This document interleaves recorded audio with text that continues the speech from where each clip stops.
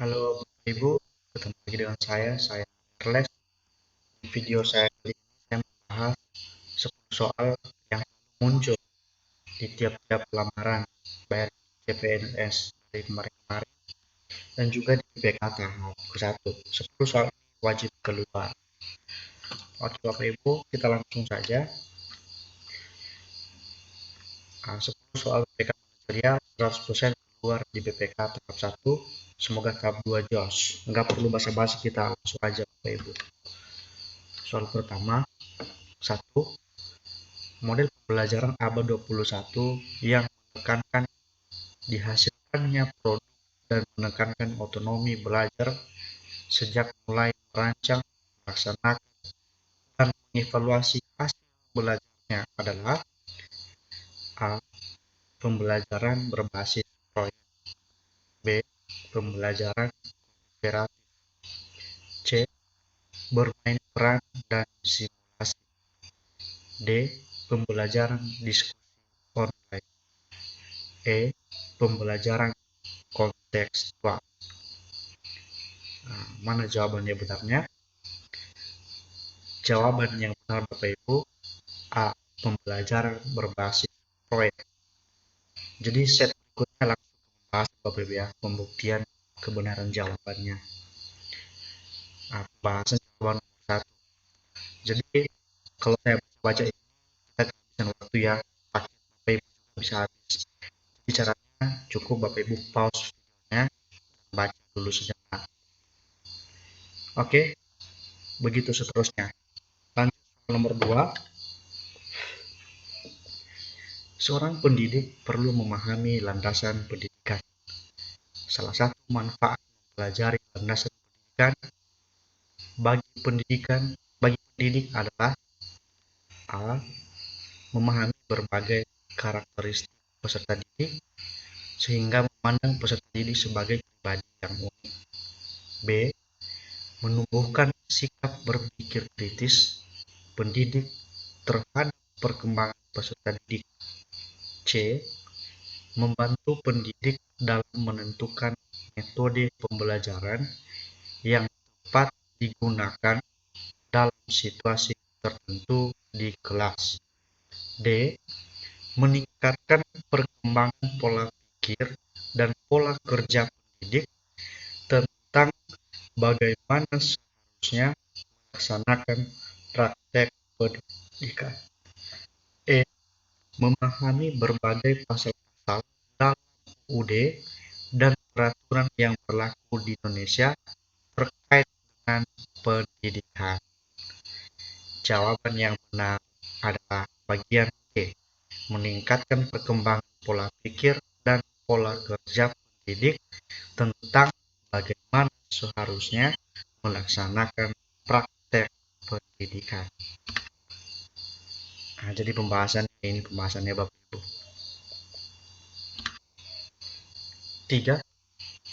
Rendahnya partisipasi peserta didik di kelas mendorong seorang guru menyediakan Google Drive agar karya peserta didik dapat tersimpan dengan baik sehingga memudahkan teman lainnya dalam memberikan sumbang saran terkait karya temannya. Hal ini merupakan mengintegrasikan teknologi pada domain A. Penilaian terhadap peserta didik. B. Pemahaman terhadap peserta didik. C. Strategi pembelajaran. D. Pemahaman materi pembelajaran. E. Pengelolaan pembelajaran. Jawaban yang benar adalah C. Strategi pembelajaran. Pembahasan. Lanjut soal nomor 4.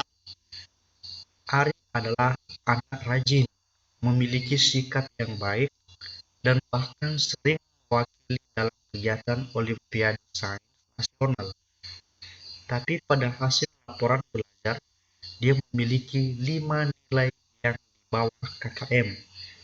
Tindakan Anda sebagai wali kelas adalah A. Siswa tersebut tetap naik kelas dengan pertimbangan peserta ASN. B.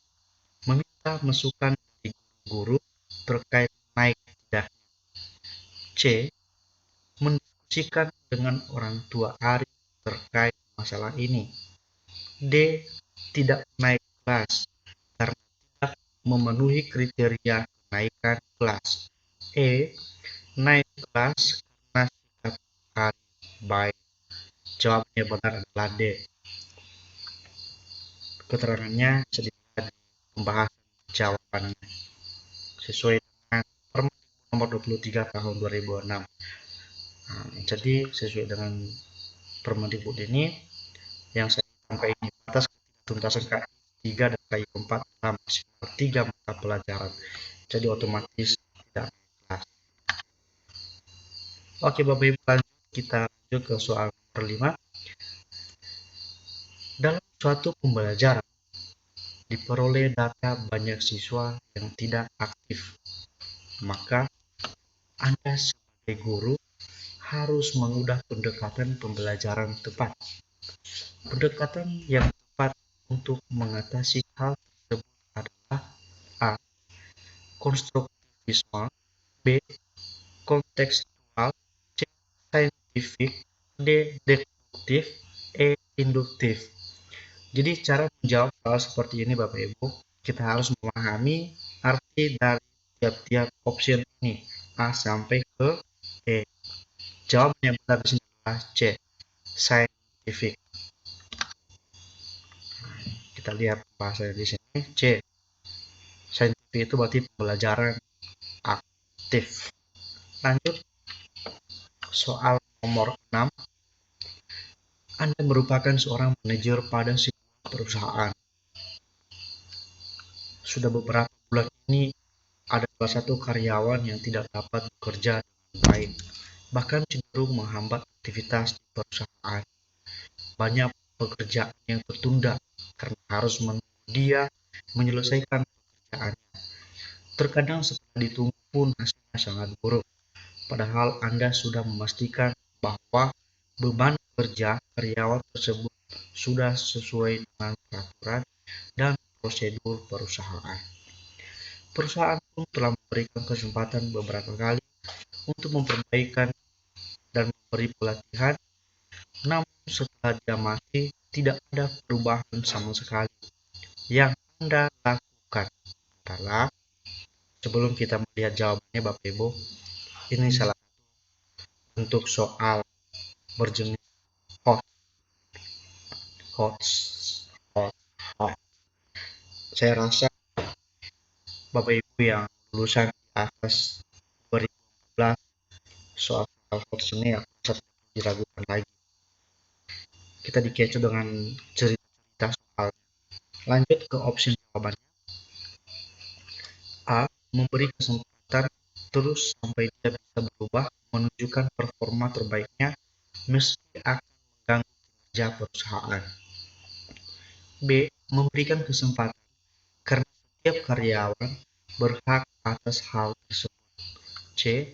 Terpaksa mencari penggantinya agar kinerja perusahaan kembali membaik. D.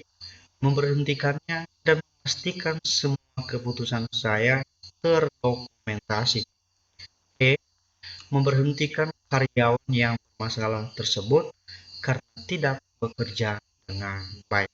Jawaban yang benar adalah D. Memberhentikannya dan memastikan semua keputusan saya terdokumentasi. Ini ada pembahasan Bapak Ibu. Silakan dibaca-baca. Soal nomor 7.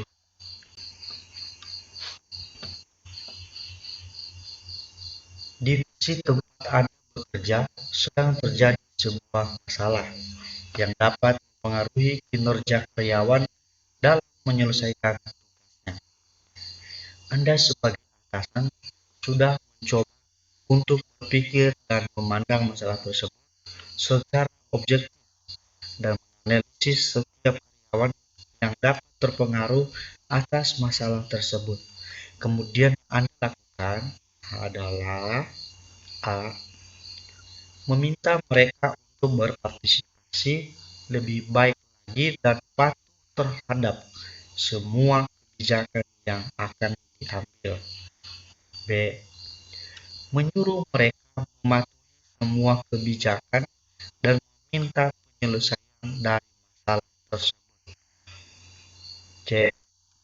Meminta masukan dari mereka dan membuat keputusan secepatnya agar dipatuhi semua karyawan divisi. D. Membuat keputusan secepatnya dan memberitahu karyawan divisi akan hal tersebut agar tidak kaget. E. Meminta masukan dari mereka, melakukan revisi seperlunya, dan kemudian mengajak mereka turut mengimplementasikan rencana yang telah disepakati bersama. Nah, jawabannya Bapak Ibu bagian E. Bapak Ibu bisa lihat di pembahasan jawabannya. Nah, ini pembahasan jawabannya Bapak Ibu. Jadi inilah yang penting untuk Bapak Ibu pelajari. Karena soal bisa berbeda-beda. 8.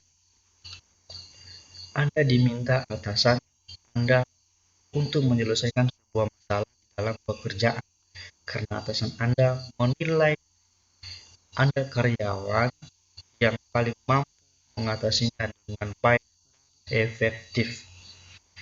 Namun ketika di tengah jalan, penyelesaian yang Anda berikan terhadap permasalahan tersebut sedikit kurang optimal untuk memberikan solusi terbaik seperti yang diharapkan perusahaan.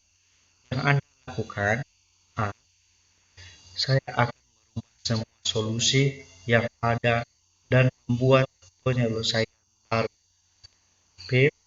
Saya meminta atasan untuk memberikan saya waktu lebih untuk memikirkannya. C. Saya melakukan modifikasi atas keputusan tersebut. Terkadang modifikasi kecil sudah cukup. D. Mengembalikan tugas tersebut kepada atasan untuk dilimpahkan kepada karyawan lain. E. Memikirkan cara yang paling efektif dari penyelesaian sebelumnya. Jawabannya adalah C.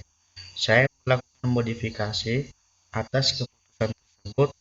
Terkadang modifikasi kecil sudah cukup. Bapak Ibu nanti pelajari pembahasan jawabannya ya. Ini pembahasannya. Soal 9. Beberapa hari terakhir ini di kantor Anda sedang disibukkan dengan banyaknya deadline pekerjaan yang harus diselesaikan secepatnya, sehingga setiap komponen perusahaan diminta untuk memberikan kemampuan terbaiknya bagi perusahaan. Karena jika ada pekerjaan yang tertunda akan berpengaruh terhadap produktivitas kerja. Namun ada beberapa karyawan yang datang kepada Anda bercerita dan mengeluhkan beberapa hal yang tidak berkaitan dengan pekerjaan. Sikap Anda, A. Saya selalu terbuka terhadap setiap karyawan untuk berkeluh kesah kapanpun mereka membutuhkannya. B. Hal tersebut harus dibatasi karena dapat mengganggu kinerja perusahaan. C. Selalu bersimpati dan memberikan nasihat dan solusi yang paling baik terhadap setiap masalah mereka. D. Bersimpati dan memberikan solusi dan nasihat dengan tetap memprioritaskan kepentingan perusahaan. E. Saya akan selalu baik kepada setiap karyawan di perusahaan dan dapat menjadi teman curhat mereka setiap waktu. Jawaban yang benar Bapak Ibu bagian D. Bersimpati dan memberikan solusi dan nasihat dengan tetap memprioritaskan kepentingan perusahaan. Lanjut pembahasannya. Nomor 10. Soal yang terakhir Bapak Ibu. Anda telah bekerja sesuai dengan SOP yang perusahaan berikan kepada setiap karyawan dengan jelas. Sudah terdokumentasi sebagai panduan bagi setiap karyawan dalam bekerja dan telah menerapkannya setiap hari dengan baik. Namun terkadang ada kondisi di mana sebuah masalah yang timbul tidak dijelaskan, bahkan tidak ada di dalam SOP atau standar operasional perusahaan. SOP yang perusahaan berikan yang akan Anda lakukan adalah A. Tetap mengikuti SOP yang ada meskipun pekerjaan selesai jadi sangat lama dan mengganggu kinerja. B. Meminta bantuan kepada rekan karyawan yang lain untuk dicarikan solusi terbaik. C. Melihat dari kondisi yang ada dan saya sesuaikan dengan misi perusahaan agar pekerjaan cepat terselesaikan. D. Menyuruh atasan untuk mereview kembali SOP yang ada agar karyawan dapat bekerja dengan baik. Memikirkan penyelesaian yang kira cocok dan bisa saya kerjakan sesuai kemampuan saya dan misi perusahaan. Jawaban yang tepat adalah C. Melihat dari kondisi yang ada dan saya sesuaikan dengan misi perusahaan agar pekerjaan cepat terselesaikan. 10 soal yang kita bahas bersama selalu keluar beberapa dekade pelamaran tahun-tahun sebelumnya. Ini berdasarkan pengalaman pribadi sendiri dan juga hasil review dari teman-teman yang lain. Juga muncul di PPPK tahap 1 yang sudah lewat kemarin. Kok bisa? Karena soal-soal dimaksud merupakan dasar hakiki yang harus diketahui oleh seorang guru. Jika video ini dirasa bermanfaat, tolong like dan subscribe. Bila ada saran dari Bapak Ibu, tanggapan, silakan komen. Salam juang. Terima kasih. Semoga Bapak Ibu sukses.